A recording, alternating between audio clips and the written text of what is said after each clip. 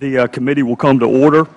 Mr. Mayor, Chairman Brown, thank you for being with us today. It is my understanding, Mr. Mayor, you have city business to tend to, which we understand and appreciate, and we want to be very good stewards of your time. So my friend Mr. Davis and I are going to waive our opening statements so we can spend more time with you and Chairman Brown. And again, on behalf of all of us, thank you for being with us. It's the policy of the committee to swear all witnesses. So I would ask both Mayor Gray and Chairman Brown to rise with me and raise your right hands. Do you solemnly swear or affirm that the testimony you're about to give will be the truth, the whole truth, and nothing but the truth? May the record reflect both witnesses answered in the affirmative. It is my pleasure to introduce Mayor Vincent Gray, the Mayor of the District of Columbia, and recognize him for his 5-minute opening remarks. Could you turn your mic on, please? Thank you very much, Chairman Gowdy and other members of the committee. I am Vincent C. Gray, Mayor of the District of Columbia, and I'm here today to talk about our proposed Fiscal Year 12 District of Columbia budget. I've had to make tough choices in submitting this budget, choices that, frankly, I wish I didn't have to make. The reality is that the financial health and backbone of our city could be imperiled unless thoughtful, balanced, and measured choices are made and honored. This budget was the product of 3 very intense months of scrubbing agency budgets and exploring every reasonable option for additional revenue. I participated in over 100 hours of intensive meetings focused exclusively on the budget with the City Administrator, our Deputy Mayors, Agency Directors, and our Office of Budget and Finance. This budget meets and addresses the reality we face, a reality that I have discussed in Town Hall meetings with District residents in all 8 wards during the past several weeks. In order to close the $322.1 million structural budget gap, I employed a balanced approach of expenditure reductions and revenue increases. My budget focuses on 4 key priorities of my administration: fiscal stability, high-quality public education, jobs and economic opportunities, and safe communities. My goal is to ensure a structurally balanced budget. The fiscal year 2012 gross funds budget for the District of Columbia is $8.986 billion, representing an increase of $164.69 million, or a 1.9% increase above the fiscal year 2011 approved budget. The majority of the 1.9% growth occurred in 2 areas. $96+ million occurred in public education, largely due to enrollment increases in both D.C. public schools and D.C. public charter schools, and $67.76 million occurred in our financing and other appropriation titles, due largely to mandatory increases in debt service for capital borrowing under the previous administration. This budget has been certified as balanced by the independent Chief Financial Officer, who you will hear from later. I'd like to take this opportunity to detail each one of my 4 key priorities in this budget. The first is to introduce a budget that reestablishes fiscal stability in the District of Columbia. When we met with the bond rating agencies in February, all 3 agencies highlighted 3 recommendations for ensuring the District's reputation on Wall Street after the last 4 years, in which our fund balance was spent down by 41% from $1.5 billion to $890 million. They underscored the need to have a structurally balanced budget, meaning we would not spend more than we take in, to live within the debt cap of 12%, which we have established, and rebuild the fund balance. My fiscal year 12 budget achieves those goals. High-quality education is the second of my 4 key priorities. Providing high-quality education for all District residents is critical to our long-term prosperity. This budget provides the resources necessary to continue the pace of school reform and to provide an educational continuum from ages 3 to 24. My ultimate goal will be to extend this continuum to ages 1 to 2 as the economy rebounds and more funding becomes available. The increases in the budget for D.C. public schools and D.C. public charter schools are due principally to increased enrollment. We are now beginning to witness the success of the Universal Pre-Kindergarten program. We are retaining students who entered the pre-K programs at its inception through a growth of enrollment in grades K through 2. We also have included increases for the first time in years for the University of the District of Columbia, especially our community college, including $4 million. And also, this budget focuses on beginning to solve a long-standing problem of spending tens of millions of dollars to educate children with disabilities in non-public schools. Job creation and economic opportunities for all District residents is the third of my key priorities. Despite reductions to Federal and special purpose revenue, I'm continuing to fund adult job training by adding $2.6 million to the Fiscal Year 12 budget. As everyone knows, I've been a major proponent of the concept of one city. However, the current disparity between areas of our city is particularly pronounced in the area of jobs, with a number of communities experiencing chronic unemployment. In Ward 7, 17%, Ward 8, 25%. The fourth priority is sustaining safe communities so that residents feel safe in their neighborhoods. Most of the agency budgets in the public safety and justice cluster were held constant at their Fiscal Year 2011 level, but we are providing funding to hire 140 police officers to reopen the police academy, which essentially had been shut off. Mr. Chairman and the members of the committee, the District of Columbia raises over $5.5 billion per year in local funds from our residents in property taxes, sales taxes, and income taxes. A majority of the functions of the district government, including all the services provided by any other state, are funded through those locally raised dollars. Nevertheless, it is the lengthy and complicated Federal appropriations process that has severe effects on the district government. As you know, in order to comply with the Federal process, the district must develop its budget months in advance of the time frame needed by the city. In fact, the district has had to adopt the Federal fiscal year of October 1 to September 30, when another fiscal year may be more appropriate for the city. The congressional appropriation schedule prevents the district from being able to make better and more current revenue estimates and expenditure needs that lead to a budget based on better and more complete data.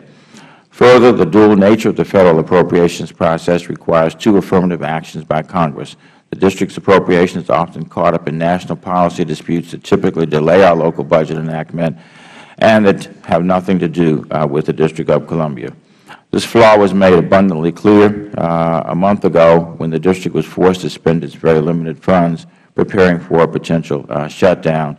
Our Chief Financial Officer, in an assessment, indicated we could have lost between $1 and $6 million a week as a result of the shutdown. Mr. Chairman, the District of Columbia's overall fiscal health is strong. For more than a decade, we have presented a balanced budget, and we have received clean audits in each of those years. As has been noted by members of Congress, we have clearly demonstrated our fiscal responsibility. I believe strongly, Mr. Chairman, that the financial rigor the district exhibits proves that we are more than capable of managing our own resources. It is time for Congress to adopt legislation that would remove the approval of the district's local budget from the Federal appropriation process. This request does not remove the oversight authority of Congress, of course, as provided for in the Constitution. It would simply allow the district to spend its local funds in the same way other state and local jurisdictions do. I have detailed reasons why I believe budget autonomy would facilitate the ability to run the city, and we hope that the Congress and this committee will consider that. Again, thank you very much for your time in having me here today to talk about the Fiscal Year 12 budget, and we'll be happy to try to answer any questions you may have today and as we move forward. As a final point, Mr. Chairman, I want to thank you for coming over to meet with us a few weeks ago at the Wilson Building.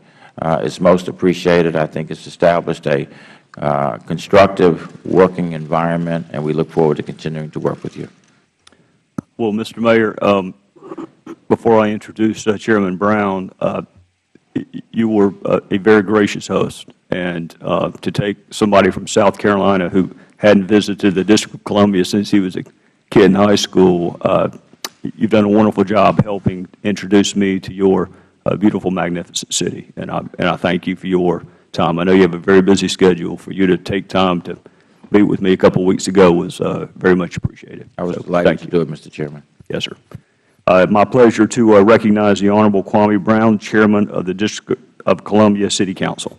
Mr. Brown. Well, good morning, Chairman Gowdy, Ranking Member Davis, and members of the Subcommittee on Health Care, the District of Columbia, Census, and National Archives. I'm Kwame R. Brown, Chairman of the Council of the District of Columbia, the District's elected legislator. I'm pleased to speak with you today about the Council's role in developing the District's fiscal year 2012 appropriations request. This year, the Council has the difficult task of reviewing and finalizing a budget that continues to provide necessary services to residents, businesses, and visitors of the District of Columbia. Despite the slow pace of recovery from the recession, I would like to commend Mayor Gray and the CFO for submitting a balanced and structurally sound budget proposal to the Council. I think the Mayor's proposal does not use the District's fund balance to pay for recurring services. It keeps in place funds created to reduce the debt and replenish our reserve. These aspects of the District's budget are particularly important to bond rating companies, a message that was conveyed to the Mayor Gray and the CFO Gandhi and myself during a recent visit expressing that this was an issue for them. Over the next 2 weeks, the Council will continue to review their budget proposal before voting on the Fiscal Year 2012 Budget Request Act on May 25th. We are poised to follow the District's practice, Mr. Chairman, now entering the 16th year of submitting a balanced budget to Congress. Major cost drivers for the budget include ever-increasing health care costs as well as the District's continuing education reform efforts, a commitment shared by both the Mayor and the Council. These pressures, together with revenues that have not fully rebounded to pre-recession levels, of course makes it difficult to continue to be competitive while providing much-needed services and programs to the residents of the District of Columbia as well as businesses. But let me say to this committee that we will rise to the challenge. The budget passed by the Council will represent a focus on the District's core priorities of being fiscally responsible, continuing education reform, economic opportunity, and public safety. Because of the ongoing legislative process, I'm unable to forecast exactly where each dollar will be budgeted until we vote, of course, on the Budget Request Act on May 25th.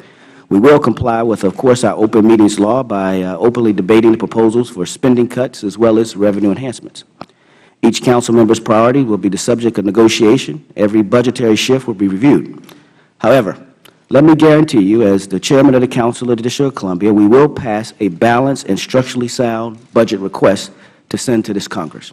After the Council reaches consensus and passes the budget, I welcome, quite frankly, the opportunity to brief any member of this subcommittee personally on the Council's modifications to the Mayor's budget proposal. In order for the District to provide vital services to the public, I ask that you pass this year's Appropriation Act in a time for the start of the new fiscal year, and that you provide those citizens of the United States of America who call the District their home the right to govern their own affairs through their representation of their elected officials. Let me stop to thank all of the members of this committee, of Congress, as well as the President, for keeping the government open. As you know, had negotiations failed and the government shut down, the District of Columbia would have been the only place in the United States of America where U.S. citizens would have been left without the basic government services enjoyed by developing countries, such as trash collection or pest control or interpretation services for the blind. All of these services and many more would have been suspended because the District lacks the power to continue to spend even its tax dollars in the event of a Federal shutdown. As you know, these services, no matter where you are, no matter who you are, constituents should not go without. Yet even under the circumstances where no government shutdown is at stake, the citizen of the District should always be able to assert local control over its local funds. And I would hope that you would work with the members of this committee to give the District budget autonomy that the residents in the districts deserve. In closing, let me say that we are willing and able to stand with this committee to work together on the things that we can move this great city forward, knowing that we may not agree on everything, but the things that we do agree and have in common, we should do everything in our power to continue to give the residents of this great country the opportunity to flourish and continue to make this the greatest nation in the universe. On that note, I look forward to questions and answers, and thank you for allowing me an opportunity to testify.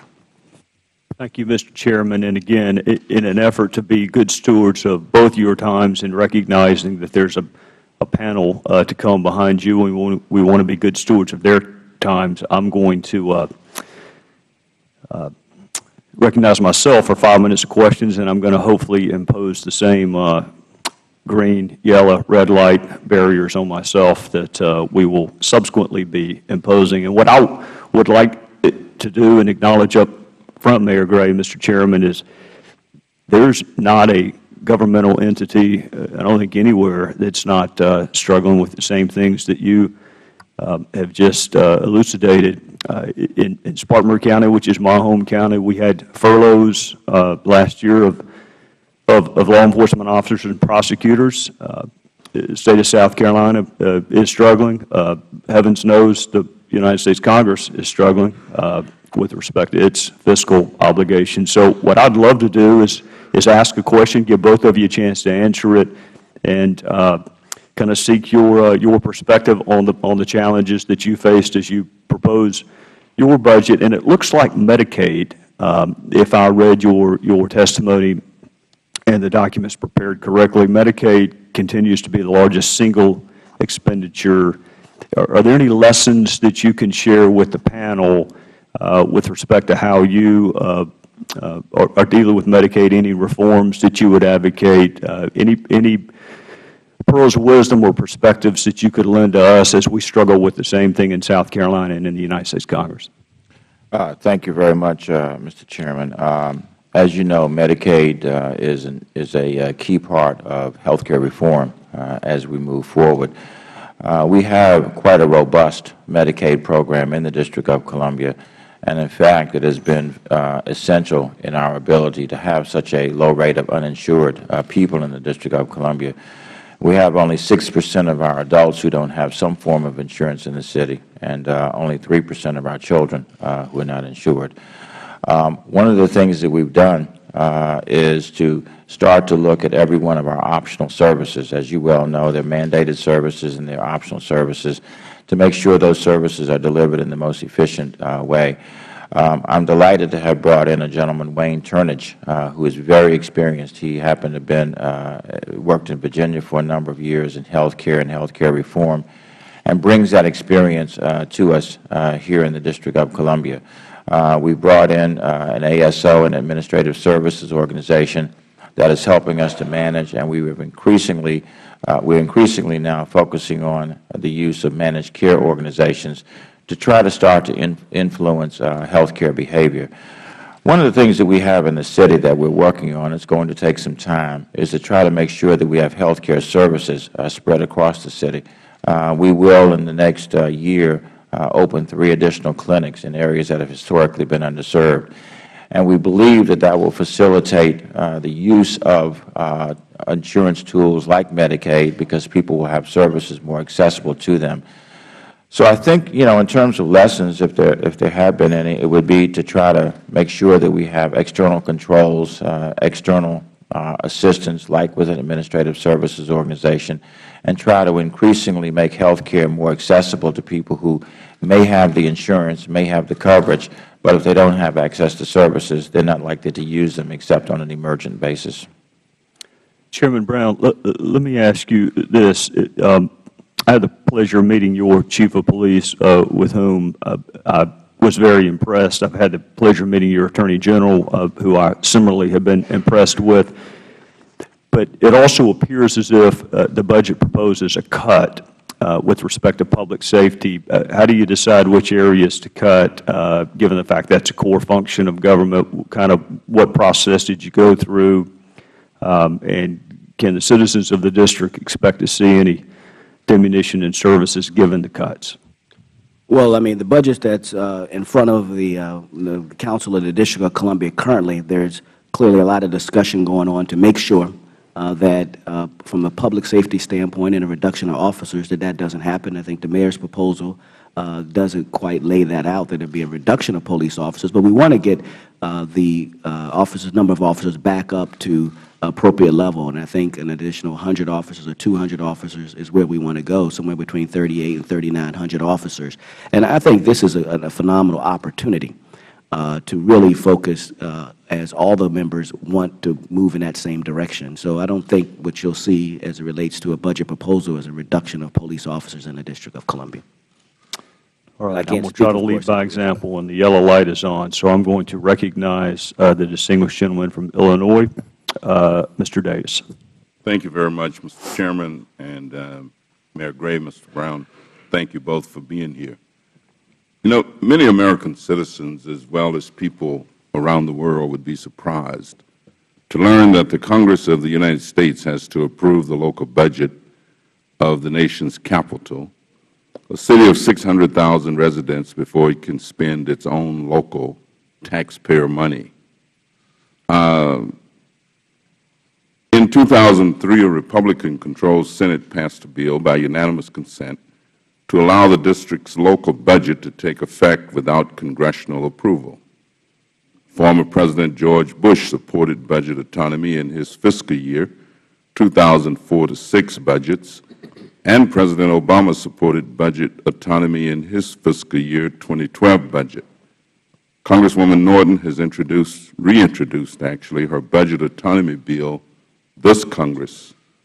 Mayor Gray and Mr. Brown, both, if the District of Columbia were to be able to set its own fiscal year and implement its local budget without congressional approval, how would that affect the district's ability to provide service to its residents? Well, I think Congressman Davis, that it really would provide enormous flexibility to us. Now we have a situation where our budget is essentially adopted at the city level in June and not later than July, and then we have characteristically gone many months thereafter without having an approved budget because of the need to send it to Congress. The average time has been about 4 months. In this instance, I think it was more like 6 or 7 months this fiscal year. Frankly, it also would probably give us an opportunity to adopt a different fiscal year. What we have now is a fiscal year that is adapted to the Federal fiscal year, October 1 to September 30.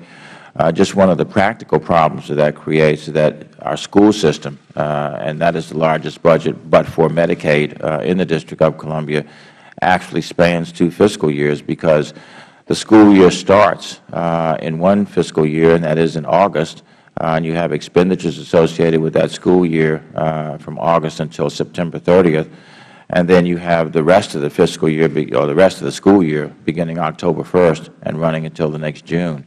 So it would allow us to streamline our operation of our services. Also, frankly, it would give us more time to have a better sense of what the revenue projections are likely to be, and to be able to look at data from the most recent past as we craft the budget for the future. So, again, being able to streamline how we operate and having a better timetable that we could operate on in terms of projecting what our expenditures and revenues would be 2 of the biggest gains that we would experience.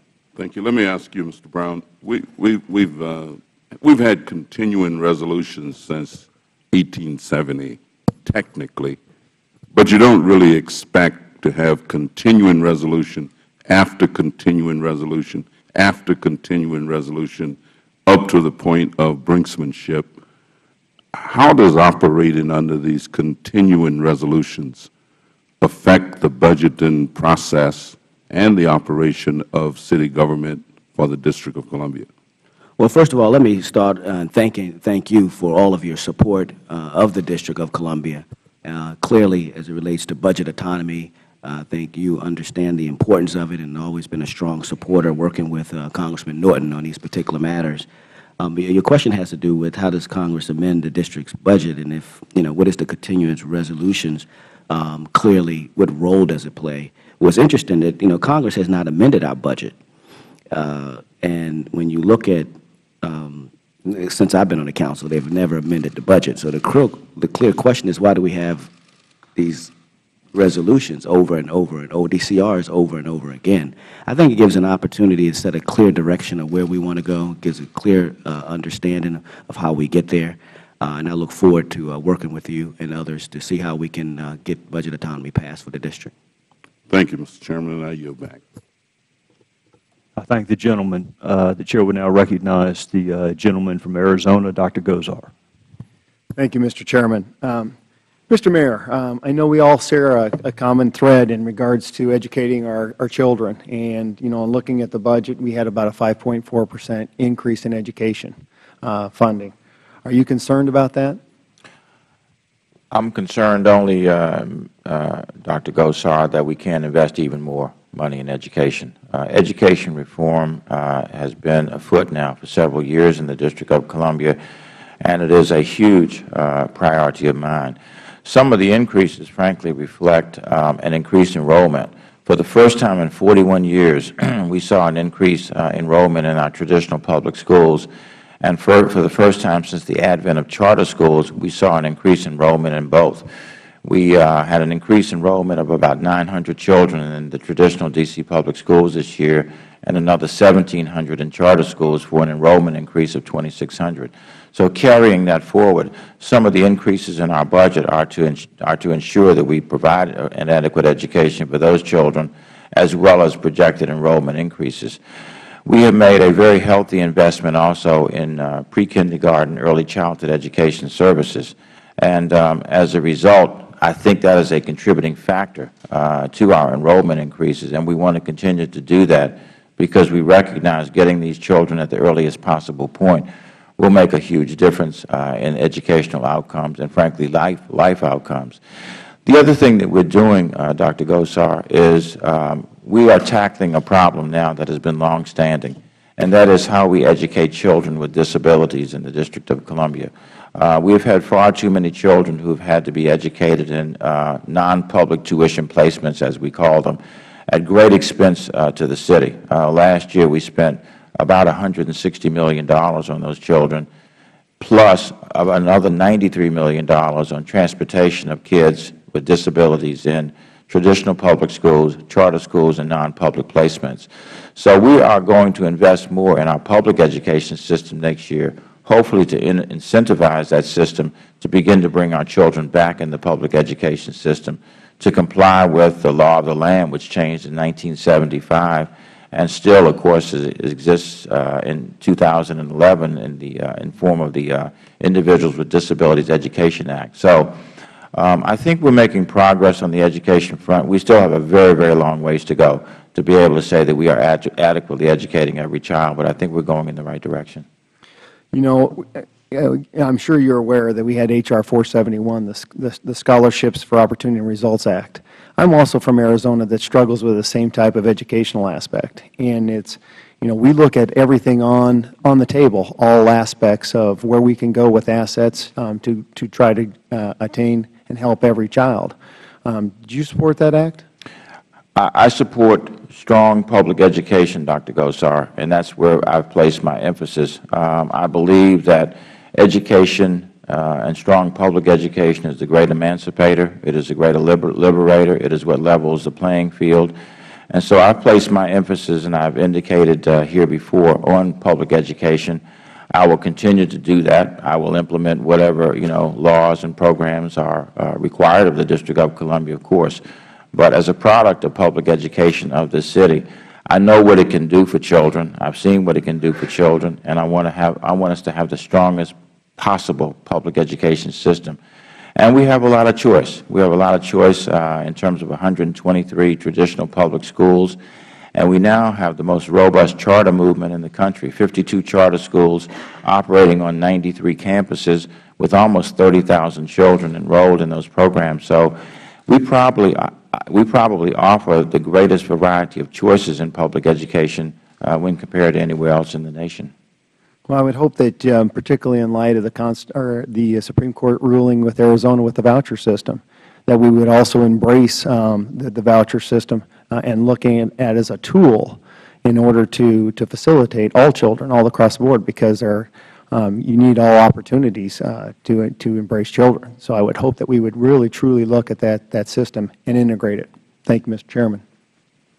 Thank you, Dr. Gosar. The Chair would now recognize the ranking member of the full committee, the distinguished gentleman from Maryland, Mr. Cummings. Mr. Chairman, I yield to Ms. Norton, please. No, you go, please. Ms. Norton. I thank the ranking member for his generosity in yielding me, and thank you, Mr. Chairman. First, let me commend the Mayor and the Council Chair on how well you work together on the budget, even while the Chairman and his subcommittees have engaged in very rigorous oversight of your budget. I know it is awkward for you to appear to discuss the budget when there is no budget.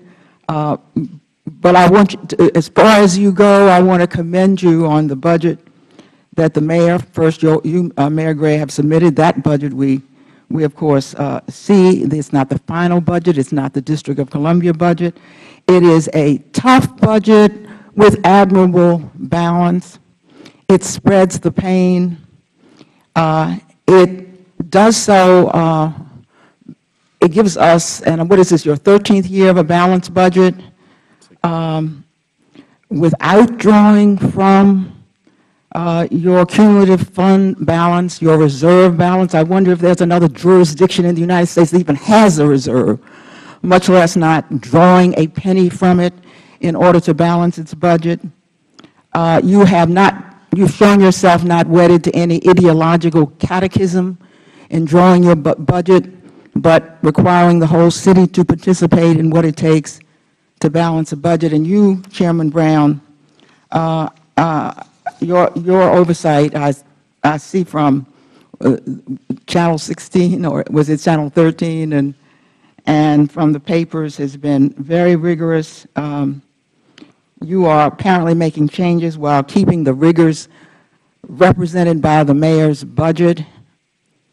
I think both of you are a model for the Congress of working together on a budget without rancor, and of working together in the first place. I apologize for the extra cost to the district in redundant budget processes, and hope that the committee will understand from your testimony the urgent need for budget autonomy. I want to discuss a subject close to my heart. The chairman says, correctly, that the budget is not amended. The budget is never amended. No one here would know how to amend the budget. I don't have a clue how to change the budget. No one can get into those weeds except you. The budget is here for one purpose. The budget is here for riders because members from Arizona want you to do what they do in Arizona, or members from Ohio want you to do what they do in Ohio. The rider, I want to speak about one of those riders. For about 10 years, Congress kept the district from spending its own local funds on needle exchange programs, even though every large city and many smaller jurisdictions use needle exchange programs because they have been found to be effective by all the objective organizations in reducing the spread of HIV/AIDS. House Republicans, once again, even in light of this evidence, tried to reimpose this ban this year after we got the ban off in the prior years. We were able to resist that. But I have to ask both of you, what would be the impact on HIV/AIDS rate in the District of Columbia? First, how did it affect the city generally? And what would you do if Congress were to reimpose this rider on the District of Columbia, that, again, which has taken so many lives here in this city? Well, frankly, the needle exchange program has been an incredibly important tool for us in fighting HIV and AIDS in the District of Columbia. The national average is 1%, and anything above that would be regarded as an epidemic. We have a 3% rate overall in the District of Columbia of people who are HIV positive or have AIDS. Do you think that's directly traceable to the rider? Well, I don't know if it's directly traceable to the rider or not, but certainly having a tool available to us to attack this problem is going to reduce the transmission of the virus. We know that intravenous drug use is now one of the most prevalent ways in which the virus is transmitted. And being able to have people access clean needles has made a difference in how the virus is transmitted. The absence of that, I think, is going to result in a rise in the transmission of the virus in the city. And Frank, you asked the question what we would do. When the ban was in place before, there was an organization, Prevention Works, that came into being that raised private dollars in order to run this program. And in fact, it is now out of business because they could not sustain themselves. So, Congresswoman Norton, I'm not really sure what we would do. We ought to have the flexibility, as I think more than 200 cities now nationally do, to be able to continue to operate this program. It is an important prevention technique. It has proven its worth, and we need to have this available to us. Thank you very much. Chairman Brown, did you want to say anything on that issue? Well, let me just start to say that the Department of Health's HIV, AIDS, hepatitis, STD, and TB administration, it has to be commended. Mr. Chairman, I hate to interrupt you, but I want to be fair to everyone. And what I would propose is, after I recognize the gentleman from Maryland, to maybe have a lightning round. If Mr. Mayor, if you would be willing to have just maybe one quick question so I can get all of Ms. Holmes Norton's questions asked, but also be fair to the gentleman from Maryland. So at this point, I would recognize the ranking member of the full committee, the gentleman from Maryland, Mr. Cummings. Thank you very much, Mr. Chairman, and I want to thank you for calling this hearing. I want to thank Ms. Norton and certainly for her advocacy for the district. And to you, Mayor, and to you, Mr. Chairman, I want to thank you for being here. I literally reside in two cities, Washington, D.C. and Baltimore. And I must tell you, as I listen to you, Mr. Mayor, and to you, Mr. Brown, and then I combine what you have said this morning to what I read in the Washington Post this morning, where it said, and I quote, for more than a dozen, Alice Rivlin, Senior Fellow of Economic Studies at Brookings, said, for more than a dozen years, D.C. has been a model of fiscal responsibility. It goes on to say that Matt Fabian, Managing Director of the independent research firm Municipal Market Advisors, said that the district operates in a highly conservative manner with a strong financial management team and institutionalized financial controls. Even as the economy struggled, he found the district faring better than most other cities and states. He said something. I think that, you know, I noticed the media, all of them are up in here today, and if we need to do nothing else, we need to give you credit for what you've done and for your predecessors have done. But the thing that made my heart glad, as my mother would say, is that not only are you doing this thing, managing the money that you have well, and you're making the cuts that you got to do and doing what you got to do, but you're also doing it with compassion. I heard you talk about the 6% and 3% the adult, 3% children uninsured. I think that's what you said, Mr. Mayor. Is that right? That's right, sir. You know, and you talked about spreading the clinics, having more clinics. And you talked about basically wellness and prevention. That's what you're talking about. This Congress could take some lessons from D.C. And it is interesting that you have to come up here and go through these changes. Since the District of Columbia government cannot obligate or expend its locally raised funds until Congress appropriates these funds back to the District of Columbia government would have had to shut down if the Federal government shut down during the fiscal year 2011 Federal spending fight, even though the District had passed its budget the prior spring. If I recall correctly, Congresswoman Norton offered multiple amendments at the Rules Committee to allow the District of Columbia to continue to spend its local funds for the remainder of fiscal year 2011. The Republicans rejected each of these amendments and refused to consider her standalone bill that would have accomplished the same goal. Mayor Gray, how much time did you and other members of your administration have to devote to shut down contingency planning? It was scores of hours and scores of people who worked on it. The city administrator had the responsibility, Mr. Cummings, for directing this effort. We had the city administrator, all the deputy mayors, and every department head involved in this exercise in putting together a plan. beginning with going back and researching what happened about 15 years ago when this occurred previously. A plan was put together, and frankly, had it been implemented, you heard the Chairman talk about Chairman Brown talk about this, there would have been service shutdowns that really would have affected adversely the people of the District of Columbia. Libraries would have been shut down. Trash would not have been picked up. The Department of Motor Vehicles would have had to shut down. Our Consumer and Regulatory Affairs Agency would have had to shut down. And frankly, we have the money in our budget to be able to do that. We were being treated like another department of the Federal Government when, in fact, we aren't. We're not the Department of Commerce or Justice or Health and Human Services or Interior or any other department like that. We are a separate jurisdiction. We raise $5.5 billion a year to support those services. We had a balanced budget that we adopted, as you've indicated, last spring and early summer, and we're ready to implement that.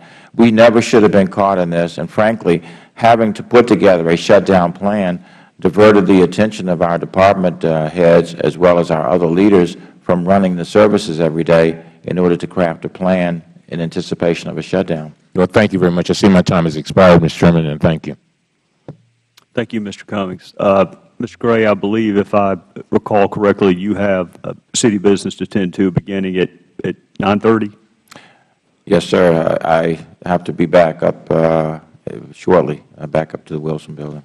With Chairman Brown, I know you have important business to tend to as well, and we have another panel. So what I would propose is maybe a continuing dialogue. I know that you have one with Ms. Holmes Norton, and I'm sure others, and been gracious enough to host me as well. I'd love to talk to you about the Metro and anything else on your minds, but I also want to keep my word and get you where you need to get. So, yes, ma'am. Mr. Chairman, just for the record, in light of the fact that Mr. Cummings is here, I would like to note for the record that Mr. Cummings' city, Baltimore, has had needle exchange. Baltimore is a city that struggles considerably more than the district. This has been a white-collar town. The district has had the highest AIDS rate in the United States, higher than our good sister, Baltimore. One would not have expected that, and it would not have been the case if the Congress of the United States had not denied the District of Columbia the right to spend its own local money to save the lives of District of Columbia residents. Thank you, Mr. Chairman. Yes, ma'am. Mayor Gray, the distinguished gentleman from California, the chairman of the full committee. A lot of us, as you know, have to go from committee to committee. Judiciary is having one this morning as well. I don't know whether your schedule will allow me. Of course. Then I would recognize, and thank you for that, Mr. Gray, but I would recognize the distinguished gentleman from California, the chairman of the full committee, Mr. Issa. Thank you, Mr. Chairman. Mayor, Chairman, I really appreciate your making the time this morning. Hopefully this can be a regular dialogue, not always at a formal hearing, but under both of my predecessors, I think there continued to be a good relationship. One of the challenges, and the gentlelady from the District of Columbia does a good job of representing a point of view of the district, but one of the things that we seem to see here is that there are more views of the district than just hers. And I might note and ask you to comment on the impact of both chartered public schools and the private school community within the district, and how you feel you'll work with Federal funding that helps in that effort. Well, we'll try to make everything work that's required of us. As I indicated, Mr. Chairman, earlier, we have a very robust commitment to public education in the city. We're making very substantial investments in that regard. The biggest increase in this budget proposed for fiscal year 12 is in public education, and especially in early childhood education, and trying to get our kids with disabilities back into public education environments. So for me, and I've said it many times before, I think that the future lies for us in having a robust public education system. Our charter movement, I think, is second to none in the nation. As I indicated earlier, we have 52 charter schools. We're adding 4 more on 93 campuses, and they serve now 30,000 children close to it, which provides an opportunity to offer an enormous amount of choice to our kids. It's the first time we've seen enrollment increases in our traditional public education in 41 years, and the first time since the advent of charters back in the 90s that we've seen enrollment increases in both. So I think we're going in the right direction. Let me have a follow-up question on a completely different subject, but I think one that's near and dear to all of us who went through a series of continuing resolutions, no budget last year, essentially one after another short-term financing of the government, and I know that impacts you as the Federal city. If we're able to come up with a system that allows you to continue operating, not with Federal funds, but with your own means, if for any reason there is a break in full funding, or in another way of putting it, even if there isn't, if we wait to the 11th hour, for you to maintain all services even through a period of uncertainty, do you believe you're prepared to do that on an annual basis with a budget that reflects a contingency for no Federal funds coming? Well, for the most part, we receive Federal funds in the same way that other states do. Now, I understand that, but if the Federal Government had not fully funded all aspects of the government, the states would have been without certain Federal funds, but they would have, for example, picked up Medicaid. No Medicaid person would have found themselves without money because the states, as sovereigns, would have found a way to meet their obligation even if Federal funds were delayed.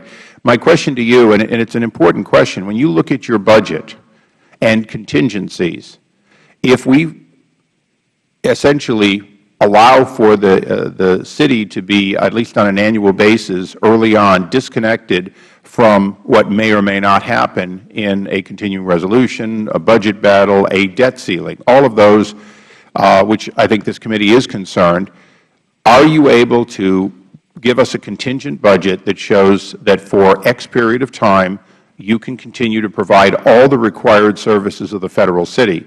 And I said Federal city because we're not just talking about school. We're talking about police and all the functions, many of which are ultimately services that are provided often with reimbursement. You know, your city receives a certain amount of impact aid equivalent to make up for the fact that embassies don't pay property tax and so on. So my question today is one of, can you now or in the near future give us, if you will, a contingency plan so that this committee could look at a way to say, okay, per that plan on an annual basis, we can forward allocate authorization so that the District of Columbia is never caught up in what might be weeks or months of uncertainty in the budget process. I'd like to see the city have that capability on a go-forward basis, but I'm looking for some sort of a structured mechanism to where this committee could say they have a plan, they can live without Federal dollars and still meet the requirement,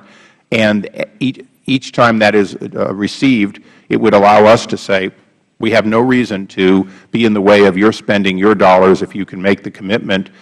And we all understand the contingent plan would not fully fund everything you want to do, and it may not be able to do it for a full year. But can you comment on that?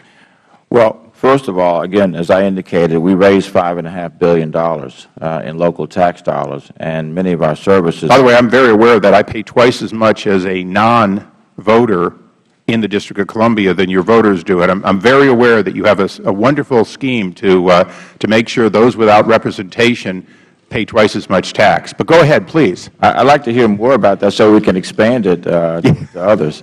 No, I think, you know, many of our services— It's called your homestead, but go ahead. Many of our services, as you know, Mr. Chairman, are completely funded with local dollars, and we certainly would be prepared to be able to do that with budget or autonomy. That's one of the points that we have made. Again, and I think you're saying this as well, if there was something like Medicaid, for us, our Medicaid formula is 70-30, 70% Federal, 30% local, and the formula is no less than 50-50 for every state.